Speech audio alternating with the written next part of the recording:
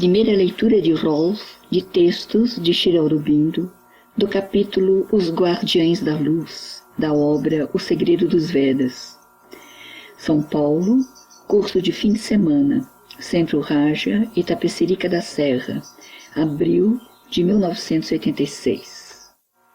Eu gostaria de ler daquela série que Ananda Mini publica, Os Guardiães da Luz.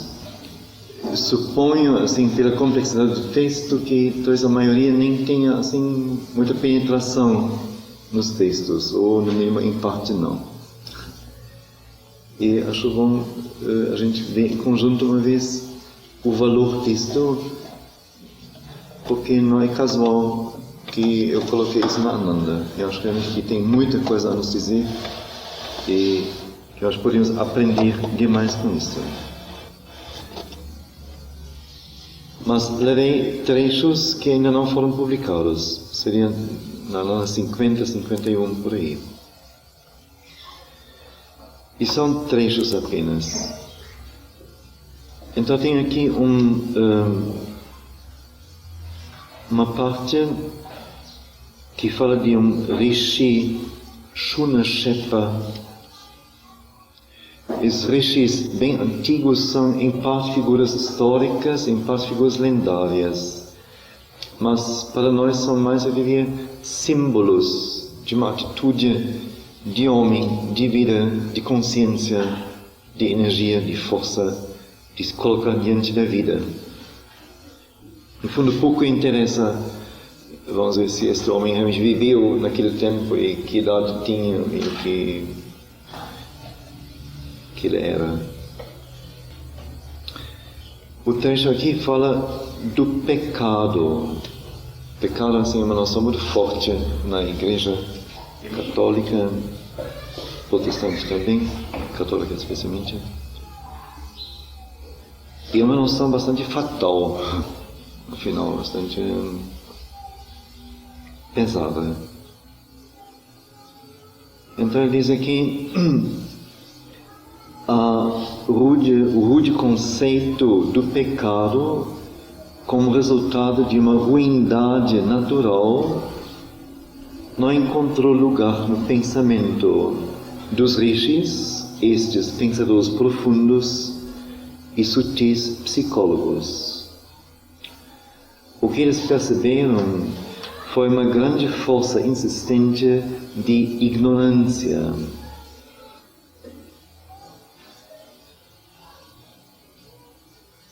Ou a mente não percebendo o certo e o verdadeiro, ou a vontade não querendo pegar esta percepção, ou então uma inabilidade dos instintos de vida e dos desejos de seguir o que foi percebido e o que a vontade decidiu, ou a mera ineficiência do ser físico de se levantar à grandeza da lei divina.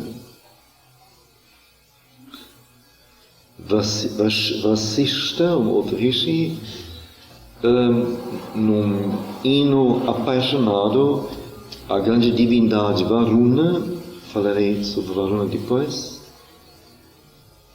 grita: é da pobreza da vontade que nós te contrariamos, ó puro e poderoso.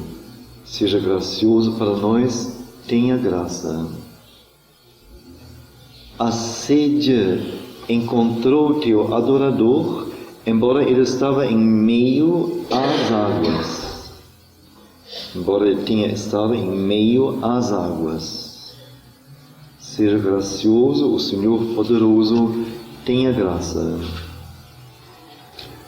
Qualquer que seja isto, ó Varuna, que nós seres humanos fazemos, talvez uma traição contra o nascimento divino, o que quer que seja isto, o que através da ignorância nós fizemos para afastar tuas leis, não nos mate por causa deste pecado, ó Deus. Então quero pegar mais uma vez esta parágrafo. Então, o rude conceito do pecado como um resultado de ruindade natural.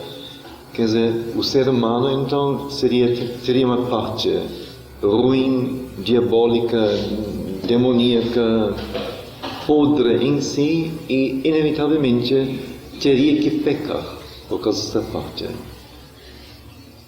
E com isso, esta fatalidade, esta necessidade de um Salvador que, então, nos libera, unicamente tem o poder de nos liberar. Então ele diz, isso seria um conceito rude, que não dá chance ao ser humano, não é um conceito feio, por assim dizer. Isto, no pensamento dos rishis, não encontrou lugar.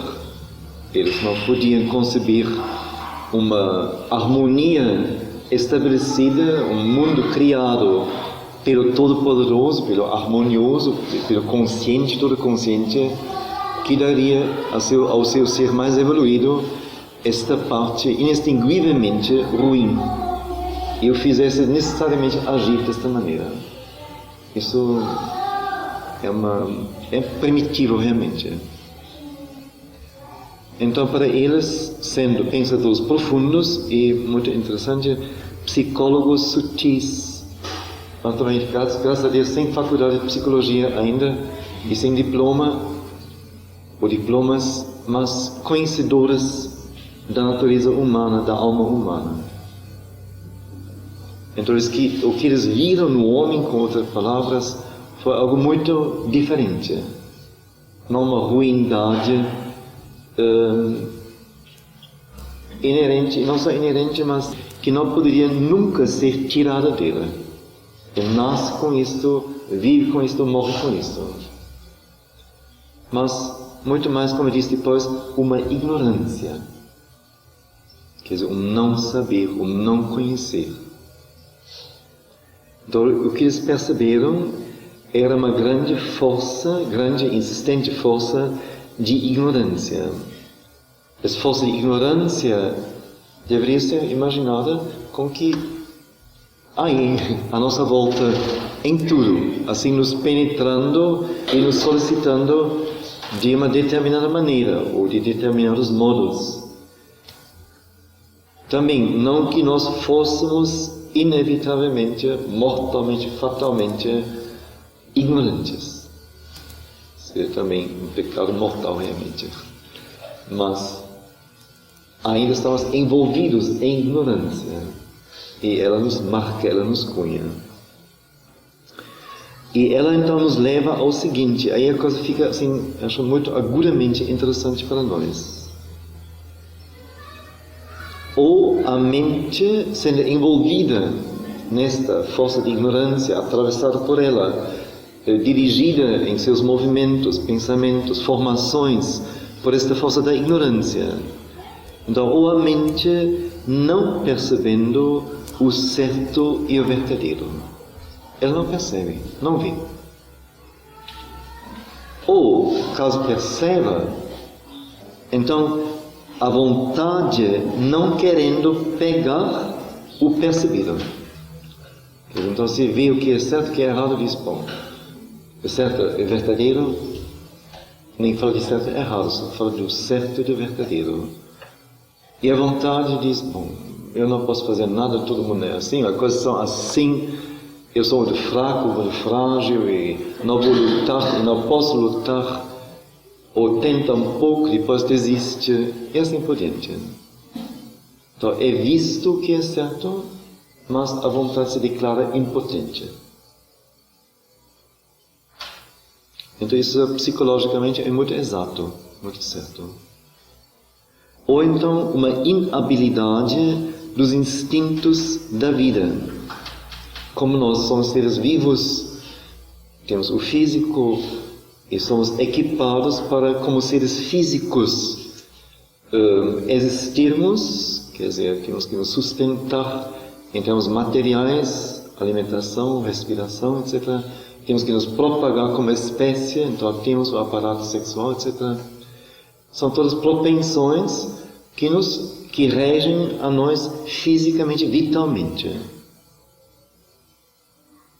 E então, esses instintos de vida, esses desejos que daí nascem e se formam, se declaram incapazes, não hábeis de seguir esta vontade.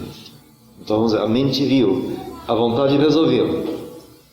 Mas, quando vem a fome, então a fome leva a pessoa a comer. E a vontade derreteu-se e o que a mente viu não de repente perde o valor ou se vela.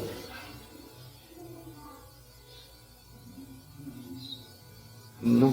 Então, se nós queremos nos possuir totalmente, nós teríamos que ser donos não só de nós, mentalmente, intelectualmente, nós teríamos que ser donos dos instintos de vida, quer dizer, instinto sexual, instinto de comida, instinto de agrupamento com outras pessoas, que é um instinto de vida também, instinto grupal, instinto de companheiro e tudo mais.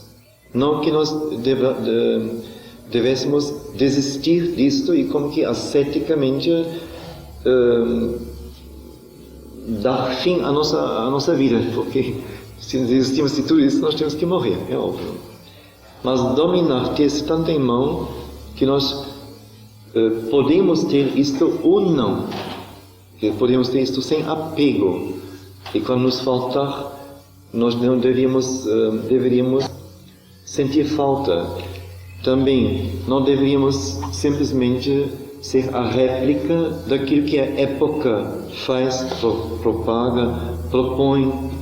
Cada um de nós deveria fazer de sua vida, de sua pessoa, de suas qualidades, aquilo que sua individualidade e seu gênio e sua alma, seu espírito, sua lei individual querem que ele façam.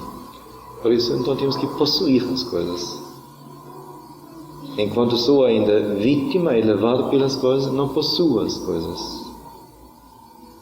Então, se eu resolvo, vamos dizer, uma certa dieta, uma certa regularidade na comida, ou se resolvo desistir do relacionamento sexual por um certo tempo, assim por diante. Então, no momento que então, o instinto é mais forte que eu, então ele foi mais forte que eu. Então, eu não consegui. Então, nem foi uma fraqueza de vontade, mas o instinto da vida que rege a tudo que é vivo foi mais forte do que eu, do que a minha vontade.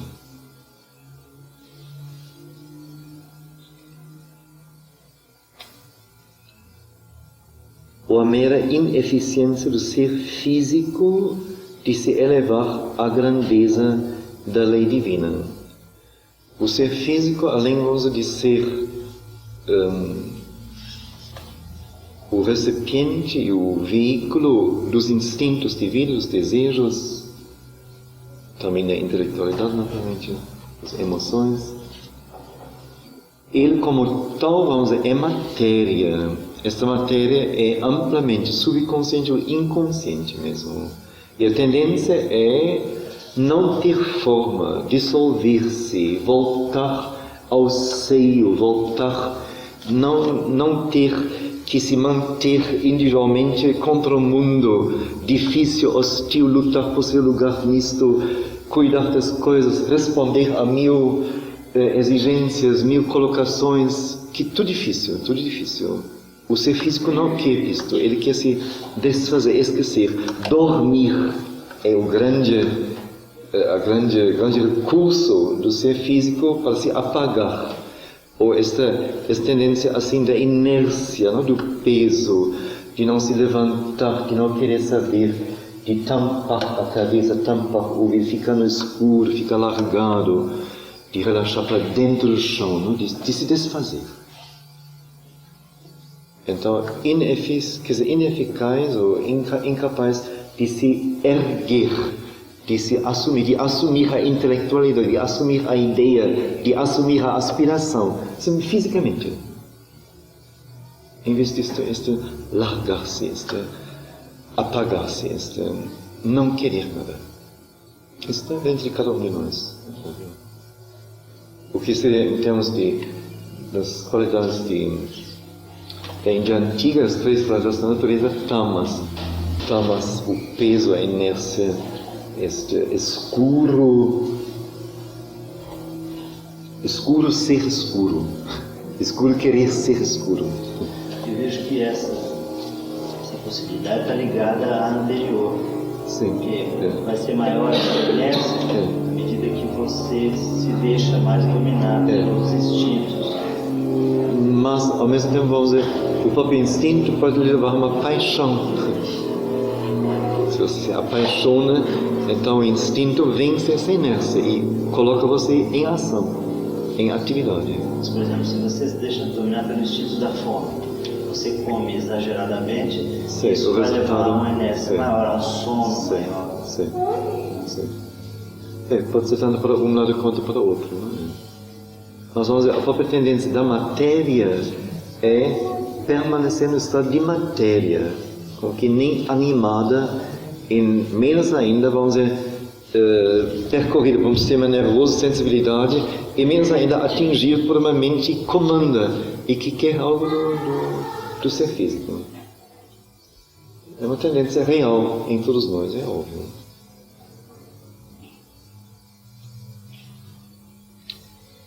Então, isto dizer, estas coisas, muito mais do que uma ruindade natural, nos levam ao que se chama pecado.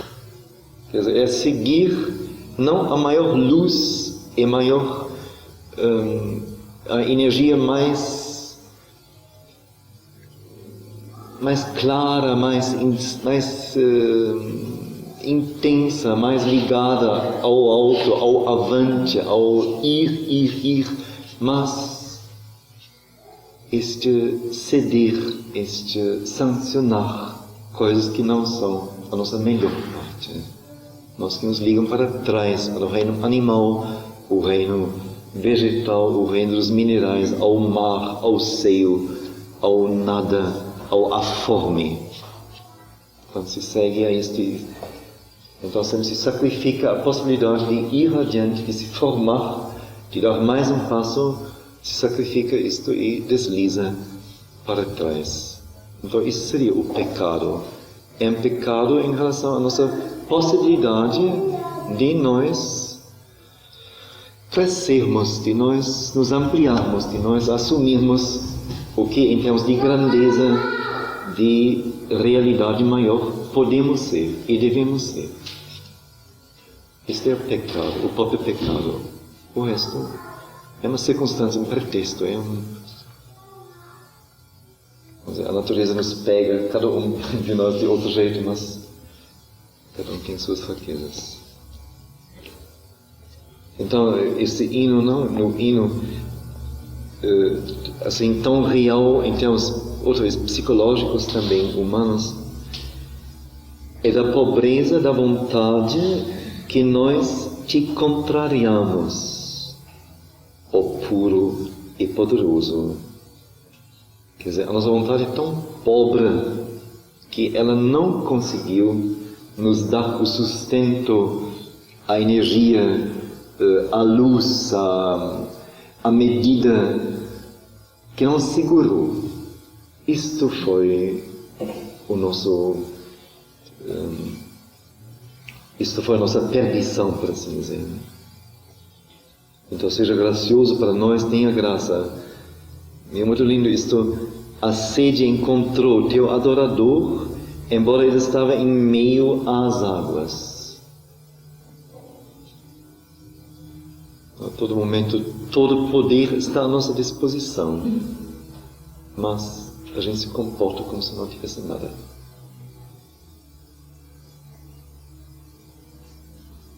Então, uma imagem, tem uma parábola que fala do Rishi Shunashepa, que estava no posto de sacrifício, amarrado com 3 cordas.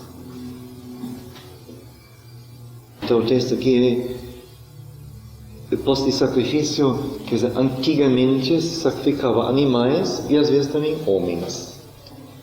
E quando ouço esse posto de sacrifício me vem também, por exemplo, São Sebastião, ou mesmo a crucificação, quer dizer, é tudo post-sacrifício, no qual, sob qualquer pretexto, ou segundo as argumentações particulares de cada religião, ou seita, ou grupo, ou o que for, se amarra campo de concentração e post-sacrifício. É tudo por aí. Não acabou ainda não. Ou nós falando mal de um outro, pensando de maneira não muito gentil nele, estamos colocando no posto de sacrifício.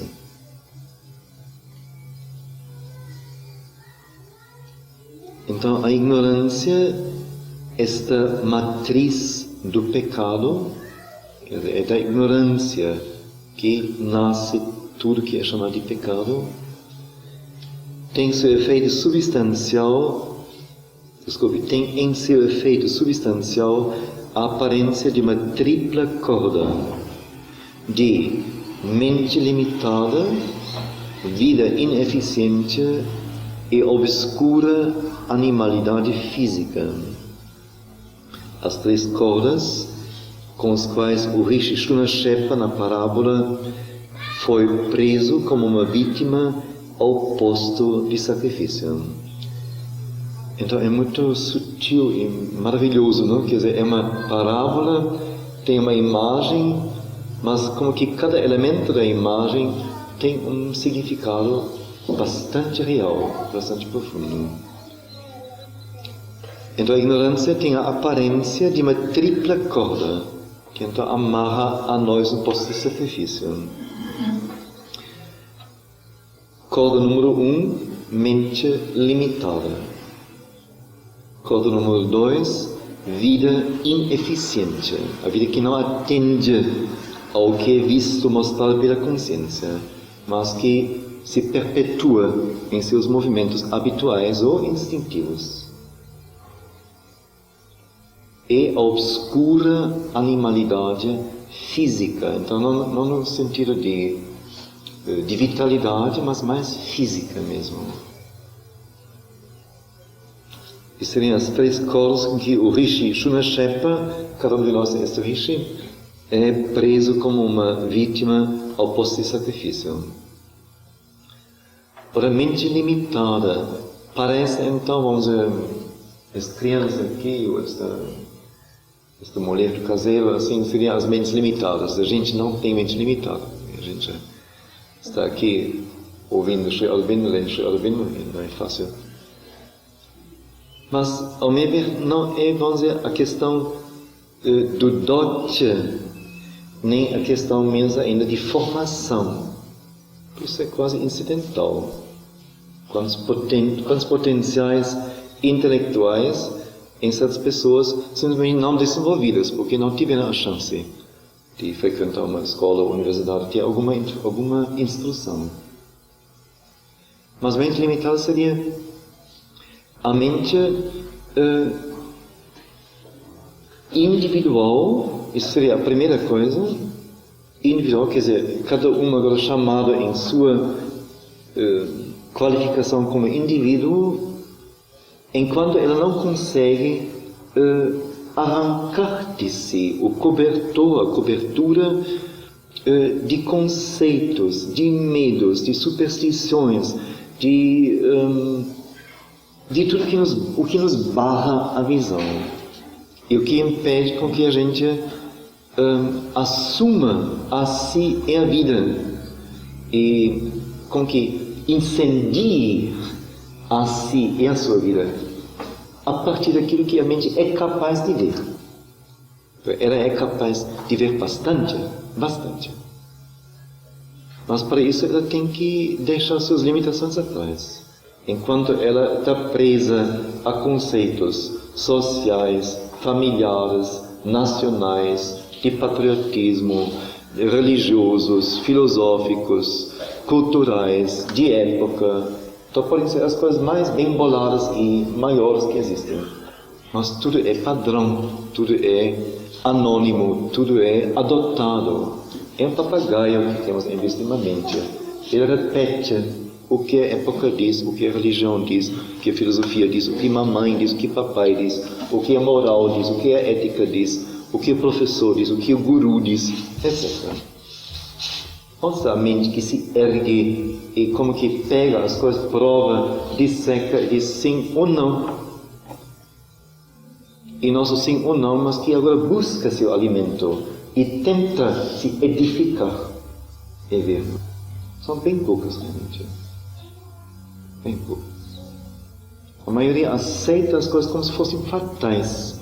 Nem pensa em fatal. A palavra já é fatal, ela é fatal, não? Então nem se usa a palavra fatal. Mas se acha natural. Natural.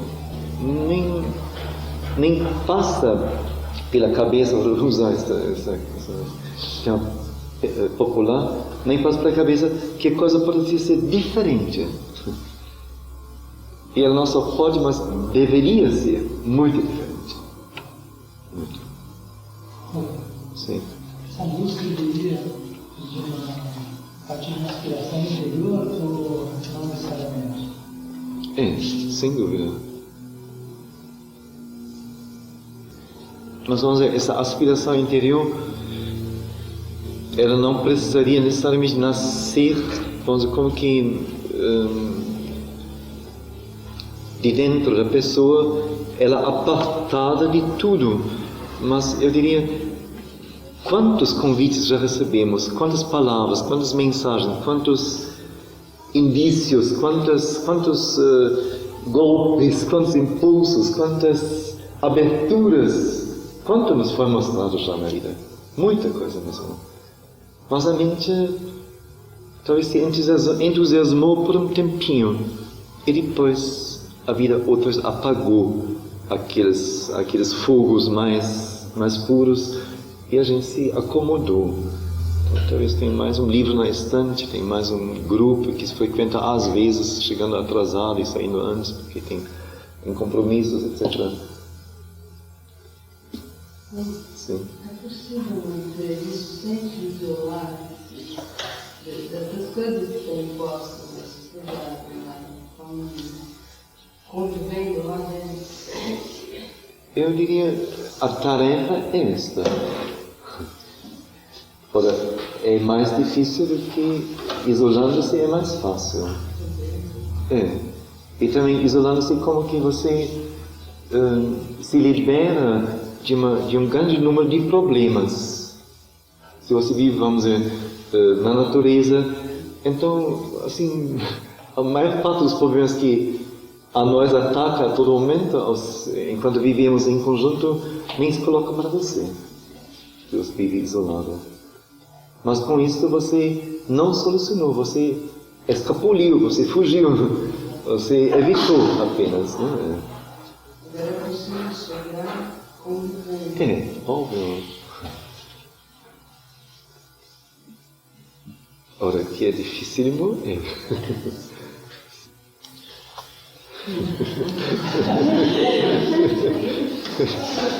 É jogo. Suspiro de uma vítima dos postos de sacrifício. Essa cobra entrou bem na carne, não? Esse raciocínio de que é difícil também é uma coisa que nos limita, sabe? Porque fica tudo, mas como é difícil. Sim. E aí é difícil. É difícil. E vai continuar eternamente sendo difícil. Sim, já pode ser uma atitude que quase impeça, não? O movimento libertador. Eu estou tentando limpar essa coisa do ser difícil. Sim. Mas não é fácil, porque é difícil.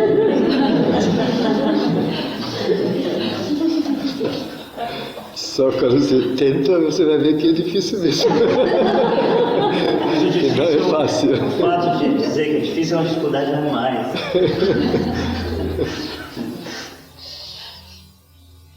Depende. Pode até se levantar em você uma espécie de orgulho quase, de justamente por ser difícil você se colocar diante disto e lutar contra isto e vencer isto. A coisa pode se tornar até interessante a partir daí, mais interessante.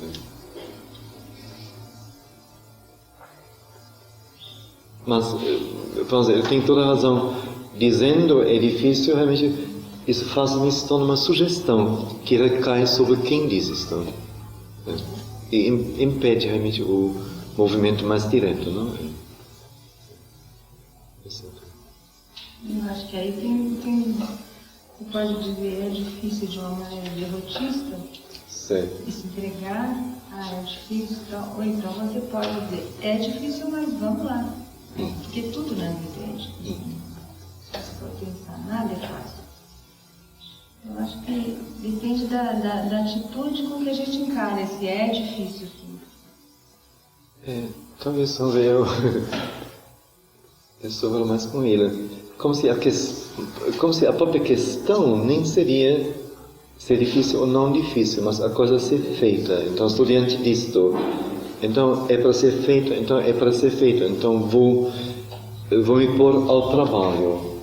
O resto decorre então do processo em que me envolvi, em que eu assumi. Acho que a questão nem é realmente ser difícil ou não. Como se fosse algo desnecessário. Assim. A gente olha este lado. Parar e pensar. Sim,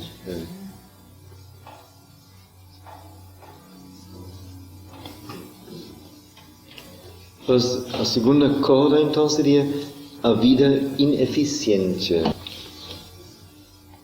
Então, se a gente vê as vidas de grandes personagens, grandes personalidades da história humana, e vê, vamos dizer, a amplitude, a eficácia de trabalho, de dinamismo, de sensibilidade, de que estas vidas foram capazes. E se vê agora a vida como é normal, vamos dizer, toda voltada só sobre si e sobre problemas físicos de casa, de família, e tudo mexendo aí, tudo assim, só se desgastando nisso, em medidas pequenas, em medidas mesquinhas mesmo. Então, é um material perdido, vamos dizer, ao movimento do universo, ao movimento da humanidade. É perdido.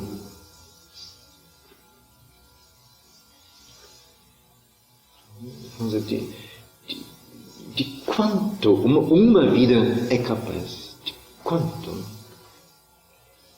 De doação, de construção, de destruição também, o que for preciso, né? Mas que poder está em cada um de nós?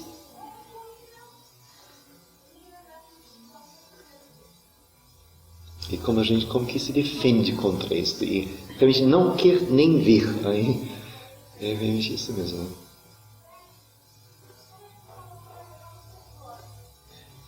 E o terceiro, esta animalidade física obscura.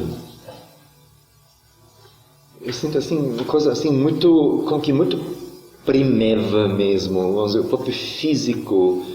Eu diria, vamos dizer, que toda mulher, seja a mais inteligente, seja a mais santa e não sei, tem não sei se orgulho, uma consciência, não sei se orgulhosa ou vaidosa, não sei, natural, vamos dizer, de seu seio, de seu peito. Isso, acho nenhuma mulher que escapa a isso.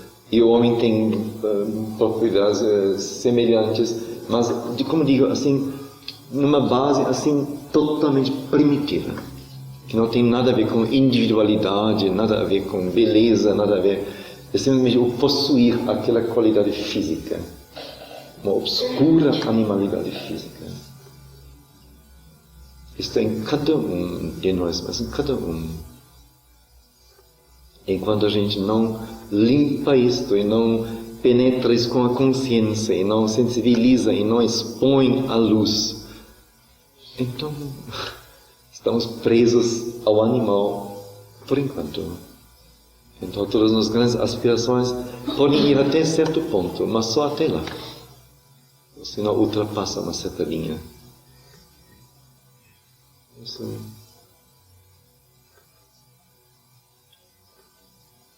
Outra vez, não no sentido de depreciar-te, de se massacrar-te, ou de se culpar, ou de se desesperar, não é isto. Mas vamos como que erguendo-se numa outra dignidade de ser, mas não a dignidade do animal que joga e brinca com as propensões que recebeu da natureza. É a natureza. É a natureza. É a natureza em seu mais bruto, mais primitivo.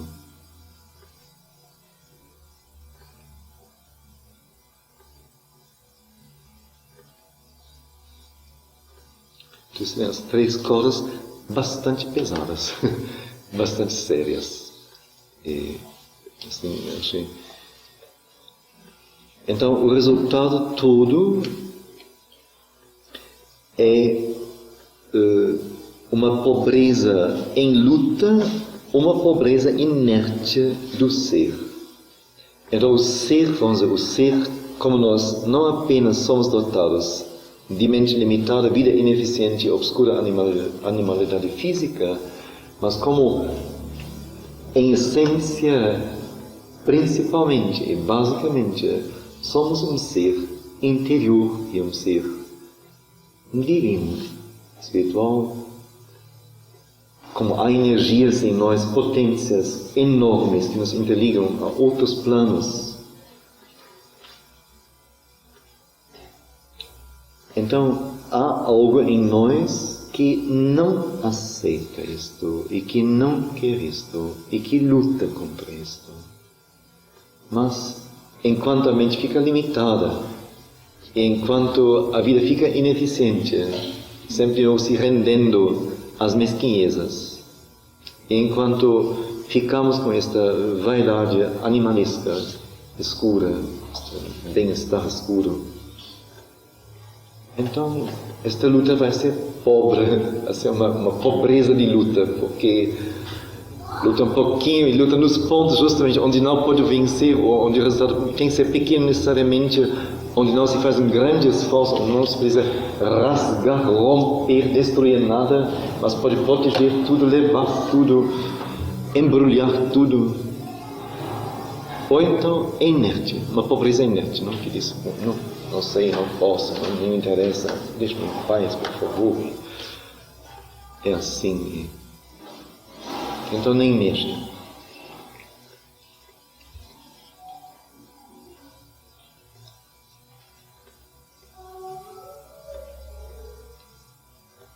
É a magrura de um mortal indeleite. Não sei se a palavra existe, que é o contrário do deleite. Adeleite, desdeleite, indeleite. Podem escolher à vontade. E a insuficiência de um ser que colapsa a todo momento em direção à morte. Porque enquanto a vida não se edifica, não se ergue, não cresce, a cada momento acrescentando algo, ela vai para o lado contrário. Então, cada vivência nesses níveis, que não são nossos níveis melhores e mais altos, significa tornar o pacto com a morte mais eficaz, mais forte, mais real. Então, colapsar em direção à morte.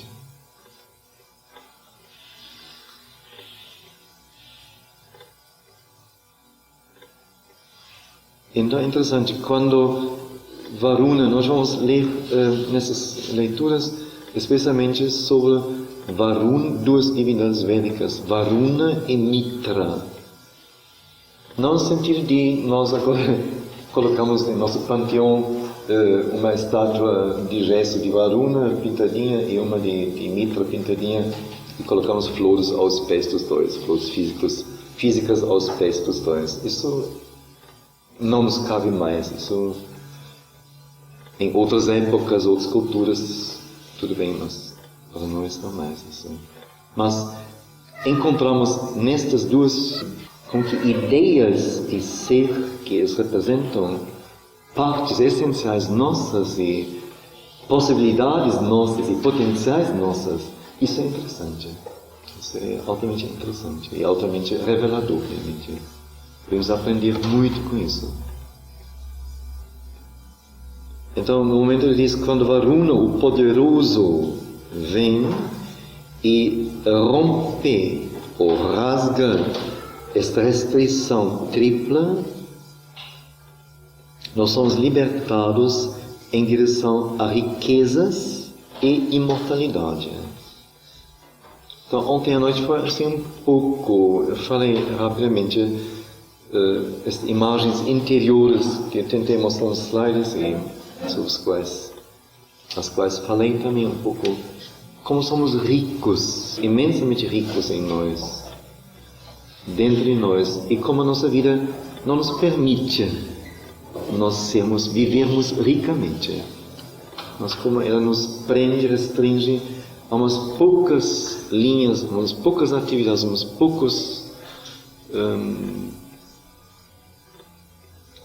caminhos a serem atravessados, ocorridos.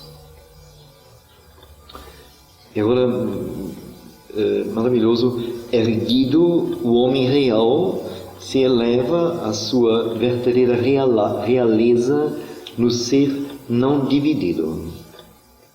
Erguido, não mais restrito, não mais encapado, não mais amarrado, mas erguido, erguendo-se, o homem real se levanta à sua verdadeira realeza no ser não dividido.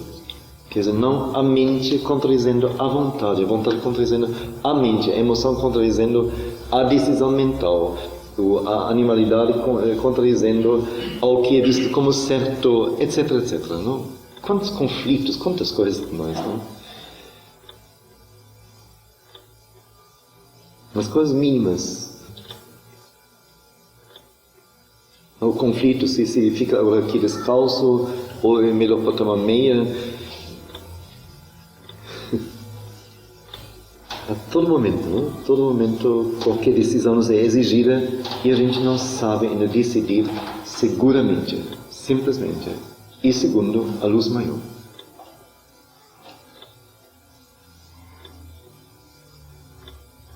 Então, o texto, o final, muito lindo realmente, a corda superior, que é a corda da mente, então, que limita a mente, voa para cima, soltando as almas da asa para dentro de alturas supraconscientes. A corda do meio parte em ambos os sentidos. Se me amarra aqui, é partida, então faz isto. O lindo parte em ambos os sentidos e em todos os sentidos. Então, como se esta explosão inicial, vamos dizer, a corda sendo cortada e me dando liberdade, agora permitisse que meu centro explodisse, mas explodisse justamente em todas as direções. Então, muito poderoso, muito exato, eu sinto assim. A vida oprimida, irrompendo para fora, para dentro de um feliz fôlego de existência. A corda mais baixa colapsa para baixo, levando consigo a escura tendência de nosso ser físico de desaparecer e ser dissolvido no estofo do inconsciente. Então vamos mais uma vez ver as três cordas. A corda superior voa para cima, soltando as asas da alma para dentro de alturas supraconscientes. A mente limitada não ousa admitir um supraconsciente. E vemos, são justamente os mais intelectuais que dificilmente admitem a existência de Deus, de um divino, da verdade, etc. A mente limitada, como digo mais uma vez, não é a caseira, mas é uma outra limitação, onde a mente fica presa a si, em si. Então, uma vez que esta corda é rompida, a alma, quer dizer, o divino em nós, aquele cujo único instinto, superinstinto, hiperinstinto é luz, liberdade, beleza, perfeição, grandeza, união. Isto começa a voar, a nos levar e a nos abrir. Essa questão se levanta assim tantas vezes durante o dia, não? Como nós não somos mais espontâneos. É como se toda visão que se tenta ter ainda não, vamos dizer, nos fosse a mão que nos leva seguramente no caminho, mas fosse mais uma restrição, uma vigilância, uma fiscalização quase. A partir daí, vamos dizer, quando se vê o que deve ser feito, o que é vivido atualmente, e como isso é inconsciente, como isso é primitivo, como isso é padrão, como isso é... não tem vida real, não tem vibração real, mas é alguma coisa. Então a gente se afasta disso, se retira e tenta ver o que deve ser feito e usar a vida nesse sentido. Mas isso primeiramente resulta mais realmente numa vida vigiada, numa vida onde a própria energia não ousa lançar-se simplesmente. Então sempre eu sinto assim o convite para voltar àquela espontaneidade da criança, do animal, simplesmente ser. Mas a coisa não pode ser mais essa. E aí então seria essa libertação, a energia podendo fluir sem restrição alguma, mas fluir segundo esta lei maior.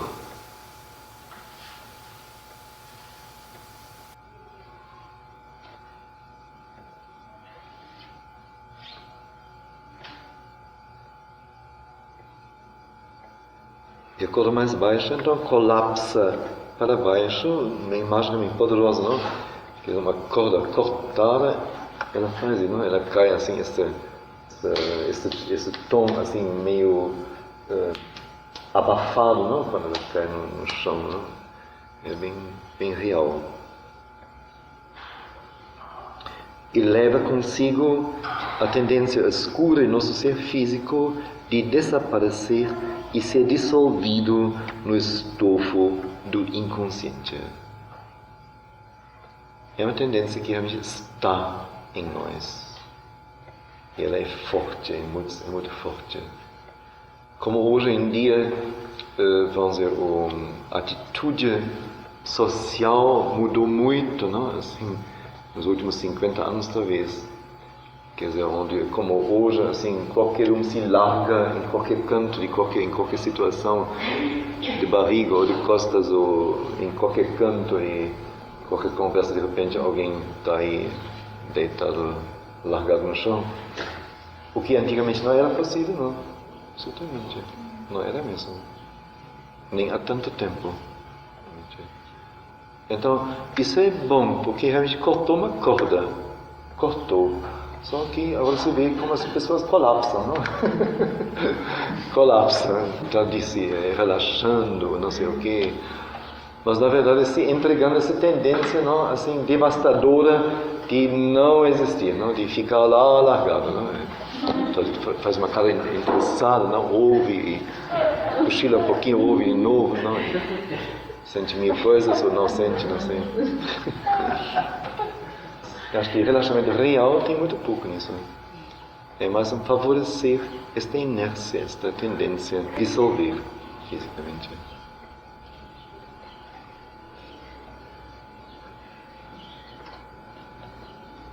Deixa à vontade.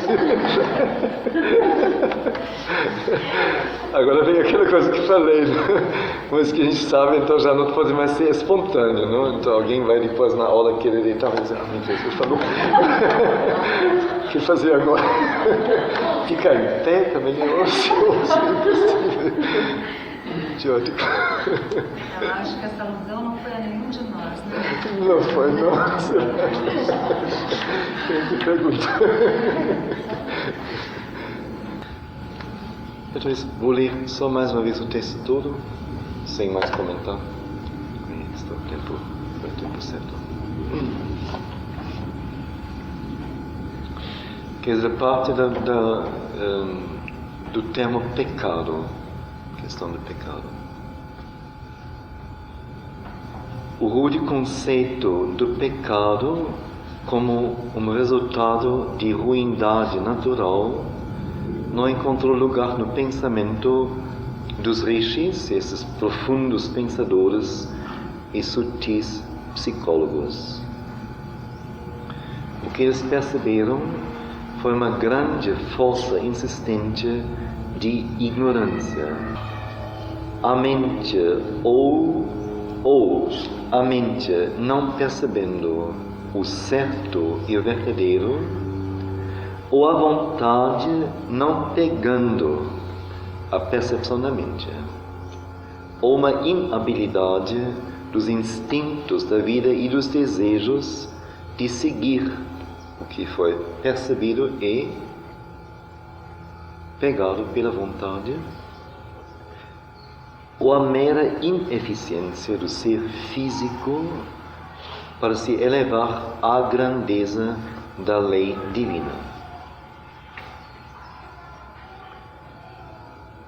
Vasishtha, o Rishi Vasishtha, grita a Varuna, o poderoso, numa litania apaixonada. É de pobreza da vontade que nós te contrariamos, ó puro e poderoso. Seja gracioso para nós, tenha graça. A sede encontrou teu adorador, embora ele tenha estado em meio às águas. Seja gracioso, ó Senhor poderoso, tenha graça.